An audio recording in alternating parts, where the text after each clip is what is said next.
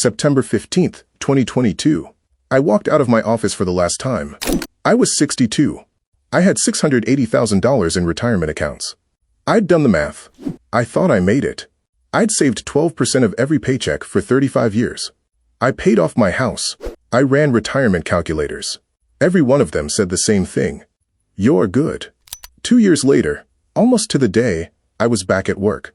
Not because I wanted to, because I had to. How does that happen when you think you've done the math? The first 6 months felt like freedom. I slept in. I golfed. I visited my daughter in Colorado. Then I got a phone call from my insurance company. My COBRA coverage was ending. The monthly premium for marketplace insurance? $18.47 for one person. Look, this is my story. I'm not a financial advisor. I can't tell you what to do, but I can show you what happened to me and what I wish someone had shown me before I made this decision. But that insurance bill wasn't the only hit. That same month, my property taxes went up. My car needed $2,300 in repairs.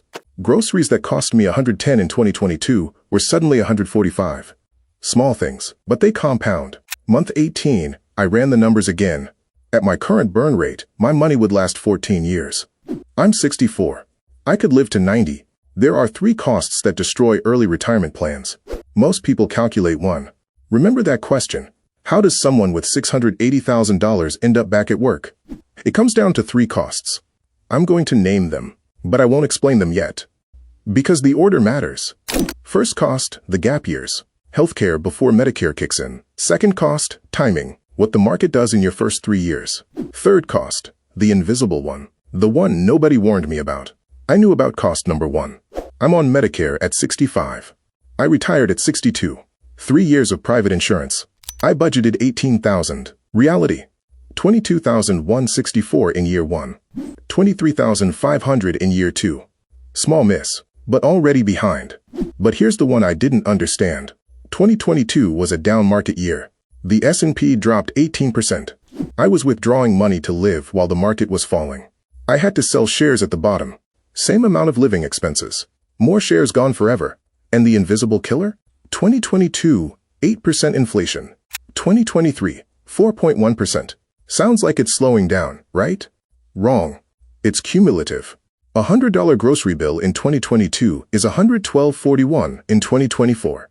Every single expense compounding. 3 costs. I calculated one of them. The other 2? I didn't even know they existed.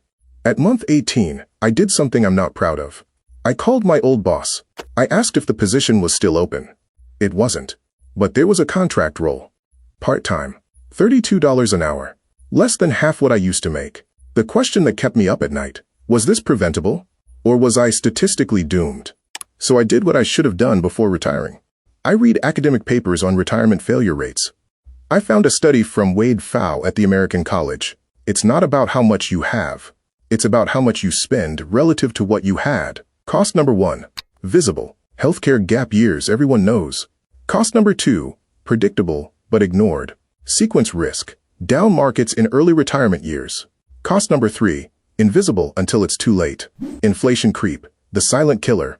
Each cost alone, survivable. All 3 at once in years 1 through 3?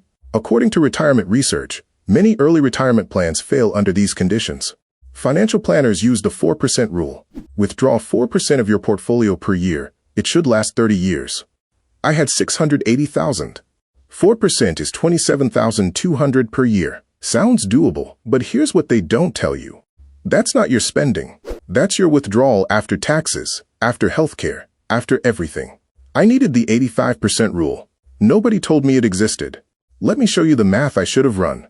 My last full year of work, I made $67,000. I thought I could live on $45,000 in retirement. $680K times 4% withdrawal equals $27,200. Plus Social Security early at 62 equals $18,000. Total $45,200. On paper, perfect. Reality? Healthcare, $22,000. Property tax plus insurance, $6,800. Groceries inflating at 7%. Car replacement. Home repairs. I was burning $52,000 per year. Plus, Social Security reduced by 30% because I took it early. If I'd run one additional calculation, just one, I would have waited 3 more years. That's all it would have taken. 85% of my highest earning year is $57,000.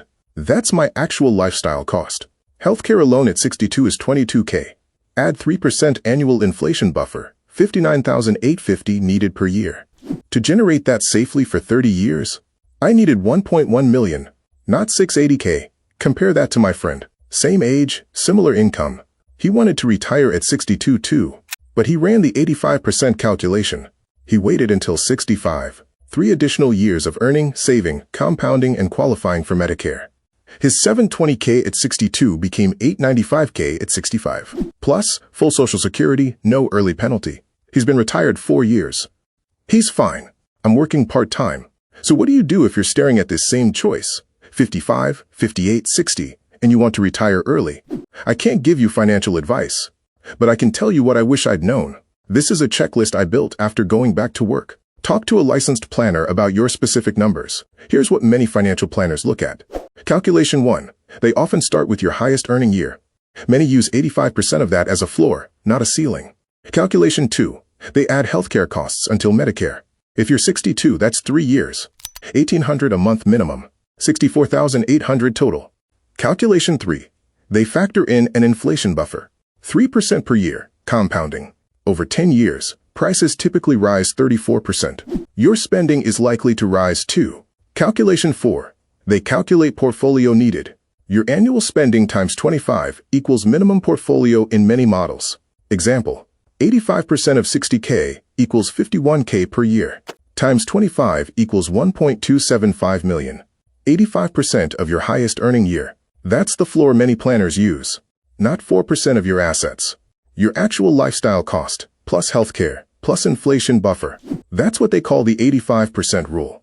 I'm 64 now. I'm working part-time for another year. At 65, I'll try again, this time with Medicare, full Social Security, and better math. I didn't fail at retirement. I graduated early from a plan that wasn't finished. If you're planning to retire early, don't repeat my mistake. Consider running the 85% calculation, not the one you want to be true, the one that's actually true. Do the math before the math does you.